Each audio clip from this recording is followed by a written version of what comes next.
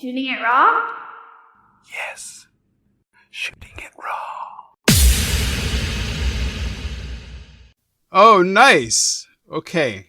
Okay, sweet. So it's a photo of 3 people. Everybody is mid-laughter. So I don't know if the photographer is really funny, just made the best joke, but everyone's laughing. I mean, super, super bright, huge expressions. It looks like you're all wearing this shirt. It's like your blue, I guess, blue shirt. You're outside. You're outside. The light isn't super harsh. You're in a bit of shade. The guy on the left is really muscular. Like he's like built. And then I don't know which one you are. Everybody's wearing a shirt that says, I think, the Rep Foundation. Yes, the Rep Foundation. And okay, so what's this? What's so funny? Okay, so first of all, yes, the photograph was really funny, and he kind of I don't remember the joke he made, but he made us all laugh, at that time, and then he just took the Sure. And it's great. It's great. Yeah, and the muscular guy on the right side, that's me. That's not Basically, you. that's me. That's you? Yeah. You're huge. What?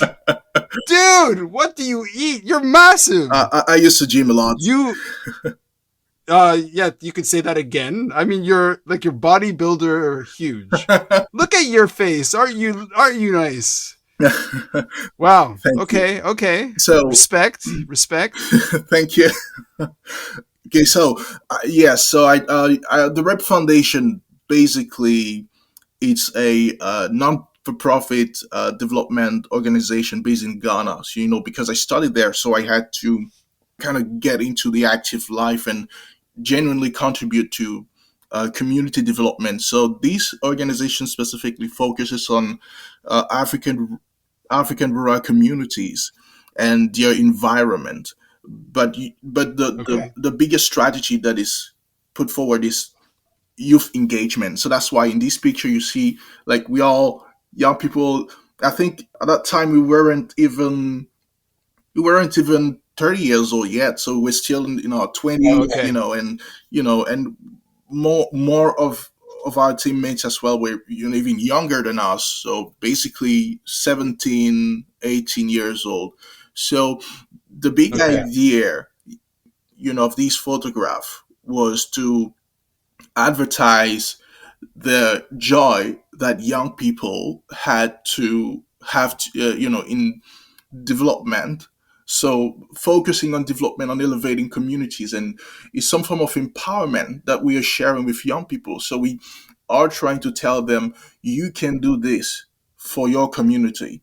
So there are 3 aspects we focused on: healthcare, education, and economic advancement.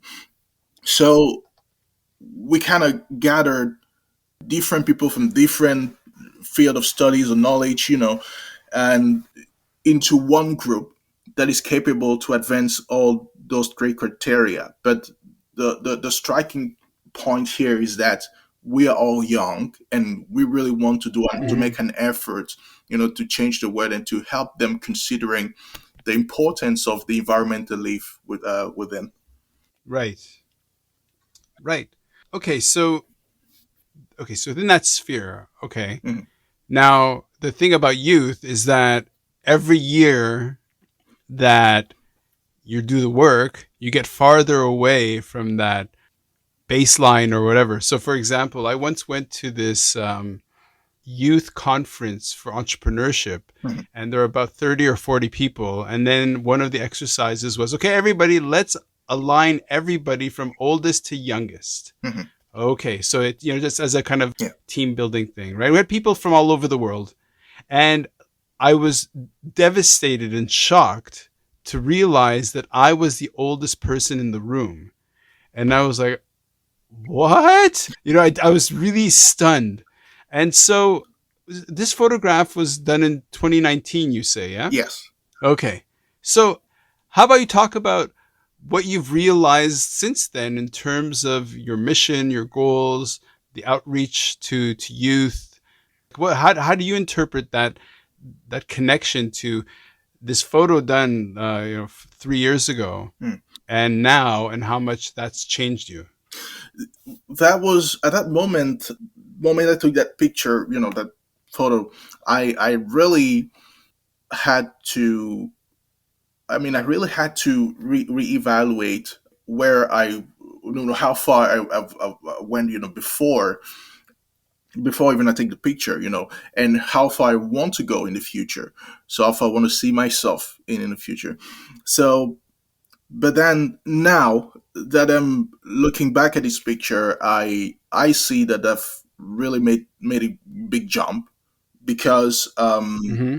right, I was that type of person who wanted to know a lot of things, not just about international affairs and politics, this kind of stuff, but also wanted to engage more into intersectional fields. So knowing a bit more about society as a whole, what makes people happy, right?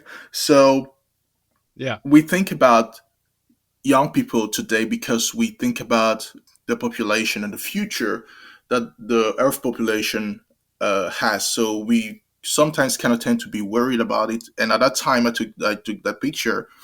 I was very much concerned about what kind of future we're going into. But then I just realized that we are the ones shaping the future, right? And today I'm glad to see that most of the people I interact with professionally are seeing some not just influential when it comes to decision making process, but also they see some form of values, that I kind of underestimated at first, but in me, in what I provide as an idea to reconnect human beings with environment, especially those who actually forgot about the importance of their environment, preserving the environment, and of course bringing out some innovative ideas. So Okay. I see more and more Ah. contribution into what I do. Okay. So, okay, given your education, given your exposure, your experience, life history, would you say that, like, in order to be able to reach a certain level of sustainable like development within policy, that there has to be a certain economic threshold that has to be crossed? How much do you see the challenges of what's happening either back at home, Mhm. or like what's the crossover that you see? That, I mean, is it just an economic barrier, or education barrier, policy barrier? Like, how do you attack that problem? Well, I think it's all about will, because if we have to speak about to talk about education, to talk about economy and etc. I think we all have the means, but we are not willing enough to put into actions what we all deem to be essential. So some people, of course, are ignorant, to some extent. So it's not something I want to, I want people to think about pejoratively. But then uh, Mm-hmm. we can't necessarily know everything, but there are certain things that are important to know, especially when it comes to our relationship with environment, right? And especially in a sustainable manner. So if we are willing enough to care about the environment and beyond our own personal interest, then we can understand a bit more how we connect to the environment and how sustainable our development can be if we care about the environment. So, this is the kind of perspective that I am bringing into every single step of my work. And I'm glad to see that Okay. most businesses and policymakers have actually saw value, understood that value and kind of now implement it at the same time. Well, are you talking about in the UK, or are you talking? I mean, do you only work out of the UK, or do you go to, like, through your Well, Green Bee Insights? yeah, Green Bee Insights, basically through it, that's a network that allows conversations between interested business persons, and but not only in the UK but also all over the world.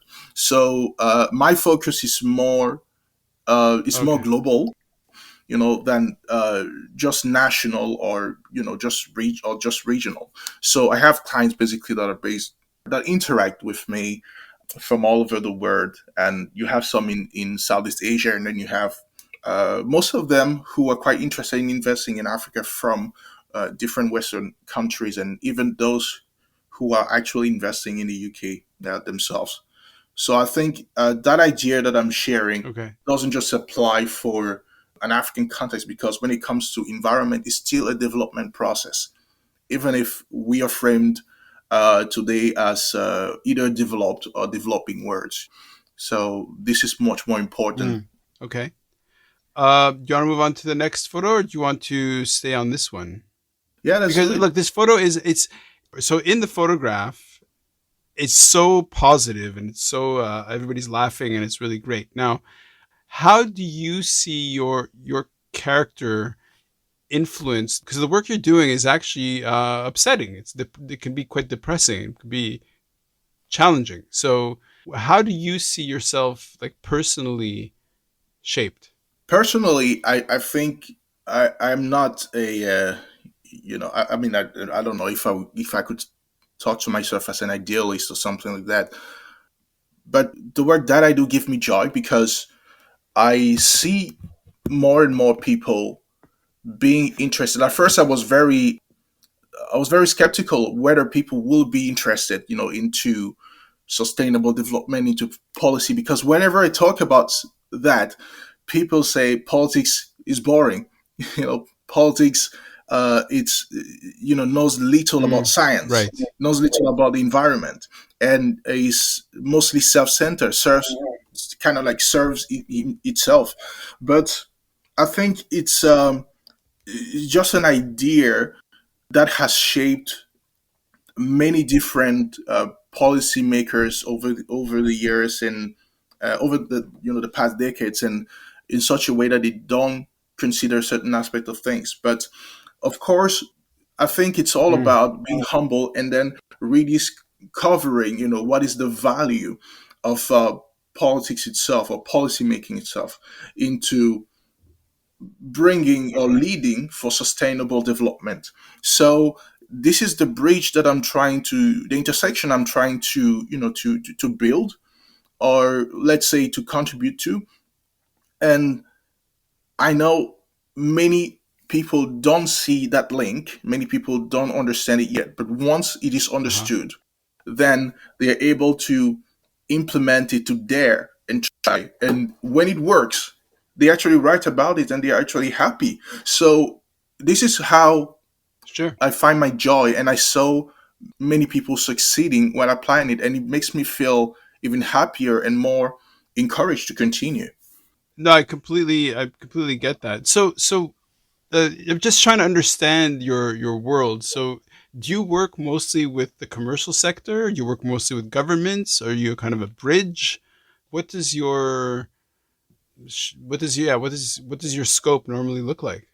Well, I work with everyone basically, uh, individuals, policymakers, business persons, even those who are scientists, but who still seeks this form of some form of understanding of politics and sustainable development policies, specifically, because I consider myself, as you said earlier, I consider myself as a bridge for all these diversity of people.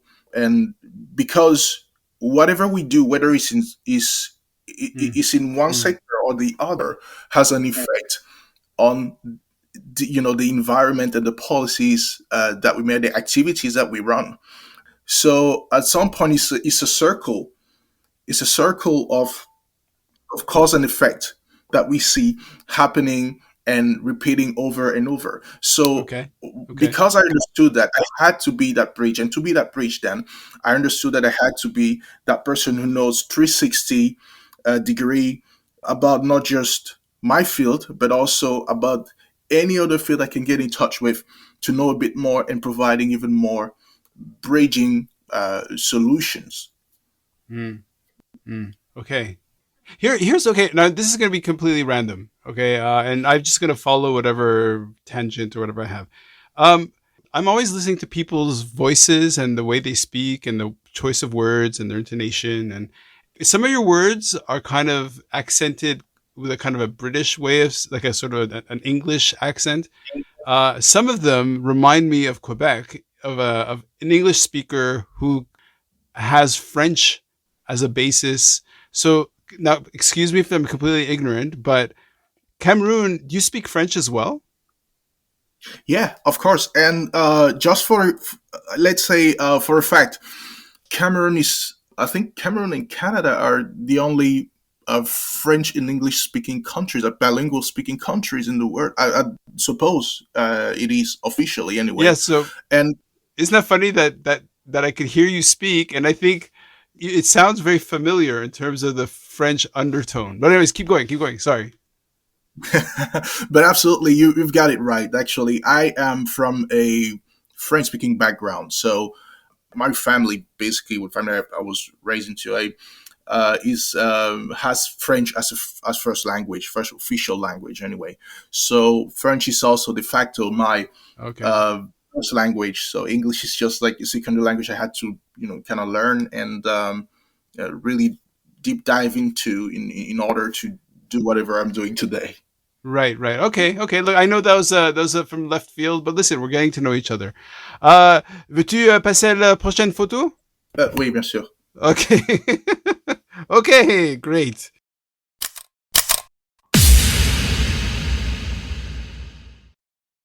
So, is life really a gift? Really? Can you make every second count? That's the whole point of the podcast. So, if you like what you've seen and you're inspired, because that really is my mission, then please give it a like, subscribe, and share. Shooting it raw? Yes. Shooting.